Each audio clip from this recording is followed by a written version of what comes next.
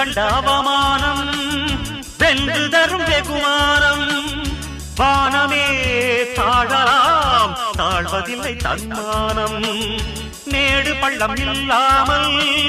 வாழ்வில் என்ன சந்தோஷம் பாறைகள்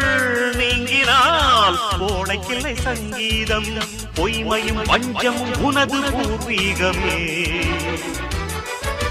ரத்தமும் வேர்வையும் எனது ராஜாங்கமே எனது நடையில் உனது படைகள் போட்டிப்படுவே அடே நண்பா உண்மை சொல்வே